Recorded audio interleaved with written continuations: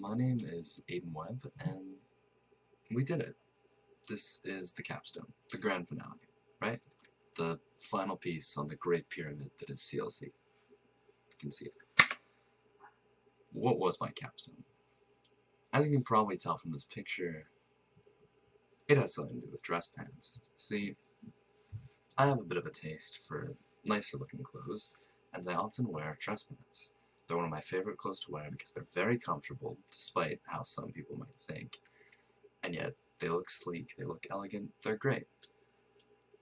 The thing is, when I buy these dress pants, I'm buying them from stores, and that costs a lot of money, and when you do a bit of research into these places, as I did for this capstone project, the environmental and other effects of these can be pretty severe. So why not make my own? That's what this is sort of about. But is making clothes a thing of the past? Why don't we see it anymore? Many of our grandparents and great-grandparents, all their clothes were made. They never bought anything from the store. This has completely changed, especially in recent years. Essentially, it's time-consuming. It takes skill. Not every mom or grandma is going to be a full-time tailor because they have careers and other jobs that are much more important. And it can often lead to mistakes, as we will get into throughout this project. And the cost of smaller amounts of fabric has actually greatly increased due to inflation, and it's sort of a fixed inflation because there is some shady tactics by those clothing companies to try and get you to buy their products instead of making your own.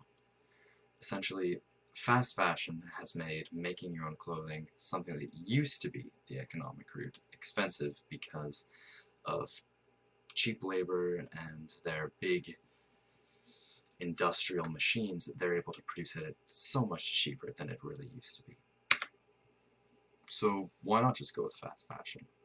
Essentially, the environmental effects of the fashion industry are disastrous. They often rely on lower standards of foreign countries to really undercut in their environmental faculties. And basically, they manipulate their workers, they manipulate the policies of foreign countries, all to basically give you cheaper pants. This does make it cheaper, but it's harmful to our planet and to people. Essentially, you should always try for alternatives such as thrifting or buying from smaller local businesses, and those are probably the ones you're going to try before making your own clothes. But I thought, why not give it a shot? So, what exactly did I hope to accomplish? Essentially, I hope to learn what exactly does the process between high-end clothes, such as dress pants, look like, and is it possible for me, someone with no sewing experience, to achieve something of similar level? And what we learn is sort of, but not really. Was it possible? Nope. Sort of. The average tailor spends years learning to create the clothes they make, and I certainly would not be able to create something of that level. I did make pants, however, and we're going to see them in this presentation. There were multiple issues, and they're not the greatest pants, but I'm pretty proud of them. What did I get out of this? A slightly too tight pair of lower quality dress pants, and a bunch of basic abilities that I can now use in my day-to-day life. I learned how to mend a seam to fix little holes, because I made a lot of them. Hemming the pants at the end, something I've done with many of my dress pants, as I sometimes buy them too long or such like. I was never able to do that. My mom always had to do it, but now I can do it. And quite a lot of other skills that I can just use. Essentially, no matter what career I end up choosing, I'll always be able to use those skills, even if I'm not going to be making any pants from scratch anytime soon. Who are my mentors? As I mentioned just a few seconds ago, my mom actually knows how to sew. She's a real estate agent, but when she first came to Canada as an immigrant, she had to work many hours as a seamstress to make ends meet. And because of this, she actually knows a lot. She was a big inspiration in me choosing this project, as I wanted to sort of get an insight into what that would be like and how that part of her life would be, and see if I could pick up some of those skills for myself. So she was able to explain plenty of details to me, and explain the process, and like whenever I got stuck, I could like ask for help with specific problems, and it made things a lot easier. So, how do you make a pair of pants? The quick version is you research, you do your patterns in your fabric, you cut out the fabric, you cut the fabric, and then do a whole bunch of sewing. Let's get a bit more specific about that. Patterns. Essentially, I went to my local fabric store, which was just a Fabricana, and I found that patterns aren't just a few patterns. There are thousands of them, literally thousands. They've got these big catalogs, and you have to search through these drawers and drawers and drawers. You can sort of see a picture of it on the right. I'm not sure where it would be. They're just filled with patterns. So when I'm looking for pants, I ended up choosing pattern number 6871 from one specific pattern brand. There's thousands of each brand. It was a little bit nervous and an interesting way to start this journey, but I got past it and I got patterns. The pattern essentially tells you what you need to do, how you need to do it. I thought to myself, this is just going to be like building a Lego set. This was the hardest Lego set I've ever built. And so there you can see the pattern I got. It had instructions for making a full suit. I just made pants because I wanted to still be alive at the end of this project. And so there you can see the pattern. It's in a mess, in a heap, on a chair, and it's lovely. So essentially what this is it's sort of cardboard cutouts, or paper cutouts actually, of the shapes you're going to need to cut out and make out of fabric so that you can sew it all together and make pants. So there you can see I laid it all out on the fabric, and that's when the first bit of advice from my mentor came in, and that's that you need to iron your pattern, as you can see there. I did after, because if you don't iron it, essentially the shape won't be perfectly flat, and your pants are going to come out wrong. They're not going to be the right shape, they're not going to fit right, it might not all sew together just the way you want it to, and so ironing it out is a must. Don't do it like this, iron it first. After ironing it, it was a lot of cutting. I'd already had to cut out all these different parts of the pattern and get all that shape. Now I gotta do it again, but with the fabric, which is so much fun. Essentially, you pin it down into the fabric and then cut around the shape, getting yourself the same shape, but out of fabric instead of wrinkly paper. After that, it's sewing time. This is a new thing I learned about sewing that I actually never knew before. Essentially, all fabrics need to have a row of thread go around them to make sure that the edges of the fabric don't fray when you're sewing it together. I never knew that, but it's something you gotta do to all your fabric. It's prepping the fabric.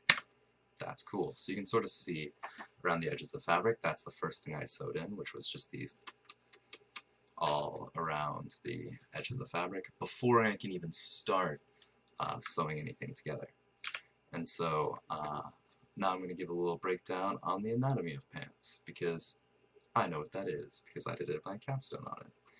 Essentially, there's two sort of seams of the inseam and the outseam, also sometimes called like the side seam. And there's the belt loop at the top of the pants. That's where you can sometimes put cotton or something in to sort of give it a more stable waistline. And a bunch more parts of the pants. Notably, pockets. I despise pockets now. I thought a pocket was just a hole. It's not. The hardest pockets were the front pockets, and I am having a lot of trouble with them, and I had to ask a lot of questions to my mom. In the end, the front pockets didn't come out quite the way I wanted it to, and I kind of had to discard my pattern's instructions because it seemed like gibberish to me. The back pocket, however, was relatively simple, so I enjoyed that. After putting everything together, I did end up with a lot of problems. So the biggest problem would have been the pocket, but one thing I didn't realize is I didn't read my pattern properly, and I didn't measure myself properly beforehand either. Essentially, I measured my waist and found that my waist is a 34, and I measured my length and found it's also a 34. So I thought, excellent, I'll go with the 34 on the pattern. What I didn't account for is that the pattern is made for the suit-wearing men of England, who apparently have very, very scrawny legs, because my quads are very large. and I can squat 300 pounds. Uh, Essentially, they're nice and fitting around my waist, nice and fitting around my ankle, and extremely, extremely tight around my quads, which lends itself to a rather interesting look, and why I consider the pants not a failure, but certainly not a high-quality pair of dress pants. The pants do fit, they're very, very tight. I personally don't mind it. Leggings, dress pants, we made pants. So here we're going to take a little look-see at the final product, and it's just a short little video here. You can see, wow, those are pants, and those are tight. I have large quads. The pants overall, I chose this light green color. Something that was really important to me was choosing a unique color instead of just a black or a blue, because this is probably the first and last time I'm ever going to make pants. I want it to be something interesting that you couldn't just go to your store and pick up as one of the creative aspects of the whole project. So, as you can see, they're very tight from the side. There's pockets, and it has a pocket in the back, which I'm very proud of. All in all, it was a interesting pair of pants. They are very tight. I'm glad I opted for a high-quality fabric that is able to stretch. Overall, I made pants. Those are pants. This is a success. What were the core competencies that were expressed throughout this project? There was a few. Firstly, as I just mentioned, creative thinking played a big role. I got to express my creativity through crafting the pants and doing the little crafting and sewing and all that. I got to choose my own color and material, which we all chose at the fabrics store. I got all that done at the fabric store, and I was able to pick a unique color that I think is really interesting. It's an interesting green. And I had to creatively think of ways to solve problems that occurred with the pants, such as that front pocket. As I mentioned, the instructions did not make sense to me for that part, and I ended up having to sort of make a back pocket that's at an angle. It's rather interesting. So, secondly, I'd like to talk about how this sort of is a part of my cultural identity. As I mentioned, many women in my family have sewn clothes for their children, and when I was a kid, all my clothes were handmade by my mom. I thought it was very interesting that that sort of sewing has always been on the female side of things, and I wanted to say, hey, why not? Why can't I give it a shot? And even though I'm probably not going to be using this a lot in the future, and I don't know if I'll ever be able to actually make clothes anywhere near as good as my mom did, I wanted to sort of embrace my family history of making clothes and understand some of the struggle within my family of immigrating here and having to work this kind of job.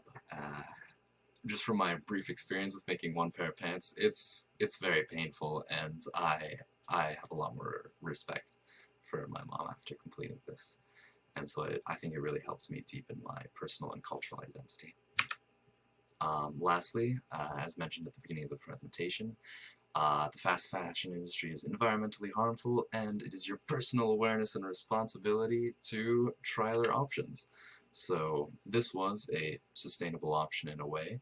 I will most likely not be doing this way ever again, unless I suddenly decide I want to become a tailor, but I can now fix many problems with my clothes and make minor alterations to them, which means if I get a rip or a tear, or I need to fix a seam or something in my pants, I don't need to just throw them out and go and buy new pants, furthering the environmental harm caused by the fast fashion industry. I can instead fix them myself, which is completely new, and or at least for me, and is something that's going to lead to a lot more use out of the clothes I buy. And if I buy thrifted clothes, I can hem the pants because I now know how to do that because I had to do it for these pants. And so I will all in all be able to be a much more responsible and socially aware of my own environmental footprint because of this capstone project. And that's it. That is the capstone for my grade 12 capstone project, the final piece, the last bit of CLC that I need to get done. We're done. So, without further ado, bye.